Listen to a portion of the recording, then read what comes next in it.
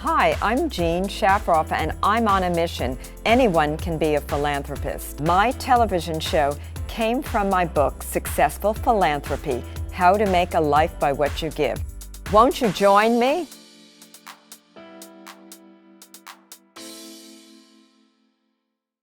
Welcome to Successful Philanthropy. I'm Jean Shafiroff, your host. This show is designed to highlight the work of philanthropic leaders here in the United States and then beyond. With us today, William C. Rhoden. And Mr. Rhoden is the legendary New York Times sports journalist. He worked at the Times from 1983 to 2016. He's also an author, and today he works writing for The Undefeated at ESPN. Let's all welcome William C. Rhoden. And William, can you tell us all a little bit about your years at the New York Times, one of my favorite publications? Yeah, hi, Gene. First of all, thank you for having me, and I hope you're staying safe and productive during the pandemic. Um, yeah, what can I say? I was at the New York Times 34 years. As you said in your introduction, it was fascinating. It's, the New York Times obviously is one of the most um, one of the greatest news organizations in the world, and it was a pleasure and an honor to be able to be at the Times, to be in sports, and to be a columnist. There were just a great line of Sports of the Times column: Arthur Daly, Red Smith, the great Dave Anderson, who I worked with directly, George Vesey, who was great, uh, Ira Burkow. And now the legacy is continued with a very good friend of mine. His name is Kurt Streeter, who is, I guess you say he followed me or he came after me, but Kurt Streeter is just a really gifted writer and commenter, and he's now writing Sports of the Times. So yeah, so it was it was a great journey. It's I worked like I said there for more than 3 decades. I covered 4 Olympics, a lot of Super Bowls, wrote about a lot of issues. I met a lot of great people. So it was just a fascinating experience. And now and I've been fortunate in my career to have a lot of fascinating work experiences, beginning with the Afro American Newspaper in Baltimore, which was the largest Black-owned newspaper in the country, and one of the oldest. Then I worked at the Baltimore Sun, where I was a jazz critic. Then from there, I went to Ebony Magazine. I'm sorry I got my points out of line. I went from the Afro to Ebony Magazine, which was probably, as I rank everything, probably one of the most enjoyable jobs I've had. Ebony Magazine obviously is Black-owned. John Johnson founded it, owned it. And what I tell a lot of people, I know we're going to talk about philanthropy later on, but what was very important to me and continues to be is the importance, particularly of African Americans, of spending at least some of your time in Black-owned and operated organizations, because so many of our young people spend most of their careers in, from whether it's grammar school, middle school, high school, college, as being minorities, being one of the only Black kids in their class, or one of the only Black kids at the school. I mean, one of the only Black, and very few have the opportunity to go to schools or be in publications where actually there are Black folks in charge. There are Black men and women who are in charge, who are calling the shots. And for me, I went to Morgan State University, which is a predominantly Black university in Baltimore. Played football there under like a legendary coach, Banks, and the Afro. One of my mentors was a legendary Sam Lacey, who was one of like two, with now three Black writers in the Baseball Hall of Fame, and then, Ebony Magazine. And then I sort of made the shift to white-owned publications, the Baltimore Sun, then the New York Times, and you're able to see the difference. And I think that for me, and again, kind of going back to, it's you really, anyway, you'll ask the questions, but yes. Now, yeah. so you've had a very long career in publishing, and it's also made you become an activist, so to speak, to try to help people of color, correct? And I understand you wrote a book that black people in particular. Yes, no, I understand. Well, yes, and but you wrote a book that Aiton Thomas called an absolute must-read for any young person interested in getting involved, or Black person interested in getting involved in the sports world. Can you tell me a little bit and our viewers a little bit about that book? Very interesting book from what I can see.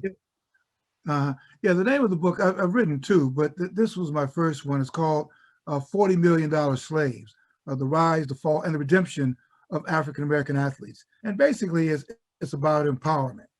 The premise is that wealth does not necessarily translate into money.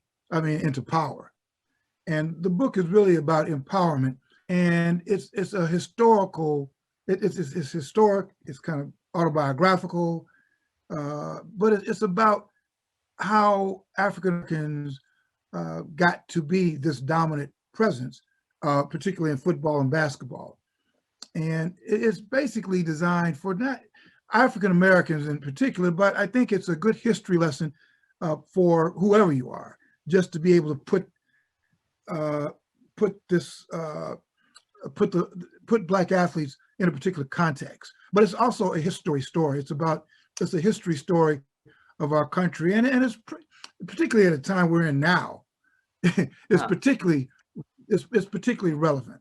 So yeah, but the book is $40 Million Slaves, and I guess it's also an audio book. I guess the good and the bad news is that the great news is that it's still required reading at a lot of universities and high schools, and people are still giving it to sons and daughters. I guess it's still relevant, and I don't want to call it bad news, but the fact that we're still wrestling with that idea of power.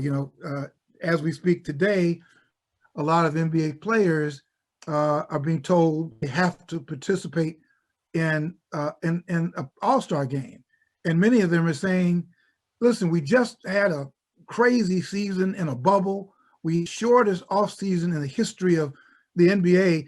Now we're playing in a pandemic, and now we are looking forward to that break during the All-Star break, and you're telling us we have to play." It kind of gets back to the premise of $40 Million Slaves, is just because you're making, $40 million a year, 20, there's another level of ownership who can still tell you what to do. So, that's, Well, when you work for somebody else, there's always a higher level of someone telling you what to do. But what about during your career as a journalist? Did you view or see a lot of racism in the sports world? And I'd like to hear a little bit about that.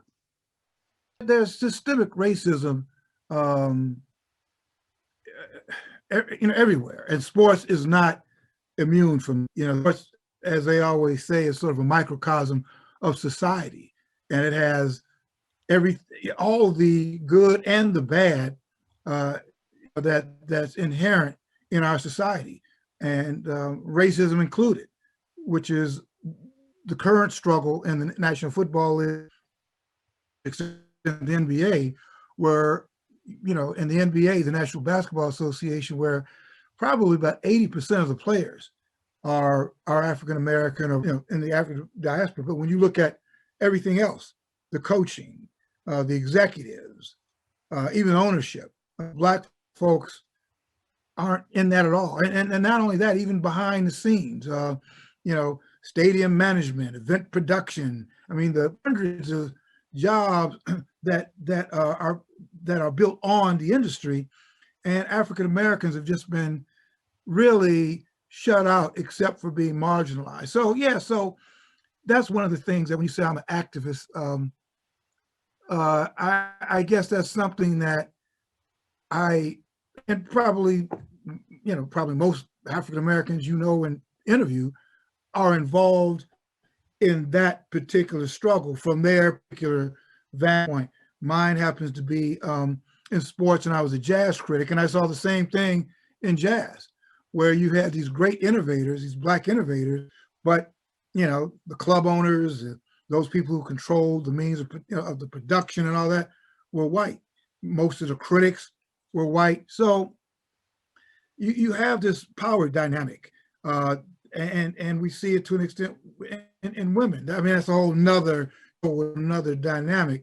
So yeah, so in my career, I've seen I've seen the racism, and maybe the eye-opening aspect of the January 6th riot, the Capitol riot, is that I think for the first time, a lot of folks who are not African American saw just, in black and white, wow, racism is real, it's there. Yikes. Now, what do I do about it? So to answer your question, yes, I have seen a lot of, racism in my industry.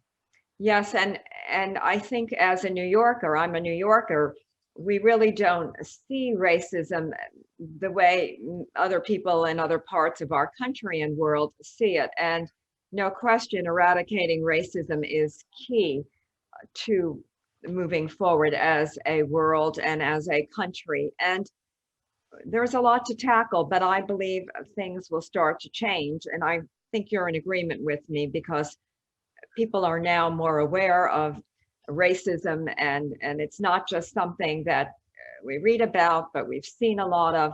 And so I think things are going to change. And I think that's all very, very important. And now you are involved with ESPN, The Undefeated. Can you talk a little bit about that? And then later I want to talk about the Rhoden Fellows, because I think that's so important what you're doing. Yeah, thank you. And just sort of to tie a bow on that last, I think there is a lot of racism in New York. I mean, New York is probably one of the most segregated cities in the country. And I think about it every time when I'm walking around, and you're walking through Manhattan, and you could be in one part of Manhattan, like upper Manhattan or the Bronx, and you'll see all the Black folks. Then invariably, as you begin walking downtown, it gets whiter and whiter and whiter. So yeah, I mean, I think that there's racism in New York, and I think that's part of the thing that we have to get over. I think that there's a certain group of people, maybe they call themselves liberal or whatever, and you think, well, I'm on the right side of history, and so I'm not racist. And the reality is that, no, yeah, we're all infected by this. And I think that you have to embrace it. It's not comfortable. Nobody wants, just like with sexism. I say, I'll tell my daughter, I'm a recovering sexist, but nobody wants to be a sexist, but you're recovering, you're trying to get better. And I think that's how it is with most, with white people in particular, is that, we're recovering white, but you have to face it first. And segueing into the Rhoden Fellows, well, yes, what I do now. Right now, I'm a columnist and writer at large at ESPN's The Undefeated. ESPN, as you know, is owned by Disney, the worldwide leader in sport. And in 2016, they created a website that was basically designed for young people, for African American, people of color, and we called it The Undefeated, from a poem that Maya Angelou wrote. And I was on the ground floor of that. I was actually there before it had a name. And one of the things that John Skipper at the time was the president, has been replaced since then by Jimmy Patero. But we one of the things he asked me, we were talking, well, what's your legacy? What do you want your legacy to be? And I really hadn't thought about that. I just do my work, try to be a great role model and that kind of stuff. But he said, well, in an institutional way, he said, you've been pushing to get more bright young African Americans into journalism, all aspects of journalism. And I went to an HBCU, so we set up an initiative, and we call it the Rhoden Fellows. And what the Rhoden Fellows are each year we choose 6 talented African American journalists from 6 HBCUs around the country, and it's been an incredible experience. What it is, it's a 1-year paid fellowship, and what they do is that they produce content for the undefeated, writing, video, editing. They're involved. They do things for ESPN. A few of them have been hired by Disney, who owns ESPN. And so it's really been just great. We're on our 4th class now. We've just closed applications for the 5th class. So it's really probably one of the most gratifying things that I'm involved with. And it does show we beat up on corporate to keep them honest, but it also shows when a corporation wants to use its resources to do the right thing. In this case, let's bring more talented African Americans into the industry. They can make magic happen. So the program trains young African American people to become journalists, correct? Yeah, young students at HBCUs. High school or college? I'm curious. Pardon me? And college. Yeah. College. Yeah, they're usually juniors, seniors. In this year's class, we've had a couple superstars, but usually they are juniors, seniors, and before the pandemic, we've had relationships with the NFL, with the Big 12 conference, with the Big East, with the NCAA, and what they do is that recognizing that African Americans are really underrepresented, not only in the press box, but behind the scenes. We formed a partnership. So during tournaments, during the Super Bowl, during the Combine, the fellows will come to these events and will see and be involved in the behind the scenes nature of the event. So it's really, then the pandemic came along, and so that kind of took those opportunities away for a year. But I will echo your optimism that things, and I do agree with you in that respect, Gene. I mean, things do get better. Love ultimately wins. It's just not overnight. Now, William, getting back to you as a person, I understand you're a father and working at the New York Times. I know a few New York Times reporters, and the New York Times has really been groundbreaking in their report of the news, world news, sports news, all sorts of news. And as a reporter and as a father, I always like to ask those I interview, what advice do you give to young people starting career, people who have a all-consuming career? What advice do you give to them in terms of being a parent, and how do you do everything?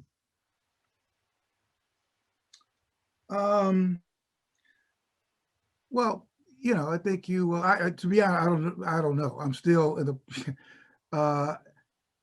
you want to be, that's a good question, which I'm not sure exactly what you're asking. The job is very consuming, and I had fun. We had fun raising our daughter, and I took her with me on a lot of assignments. I took her to a lot of press boxes. She went on assignments with me, and so she got an idea of what I did. And so I don't want to interrupt you, but I think you just answered my question. You made the time for your daughter. You were very busy with career, but you took your daughter around and you spent time with her. And I think that's very important to any person with a seriously consuming career, to give time to family. And one of the things that this show is all about is about how philanthropy is not just about writing a check, but for those who are not in a position to be able to write big checks. And right now with this pandemic, many people have been out of jobs, millions of people in the United States. The pandemic, the effects of the pandemic will continue for many years to come, even if we start seeing, and we are already seeing some openings in New York. But going back, philanthropy, if you give your time and your knowledge, you can be an acting philanthropist.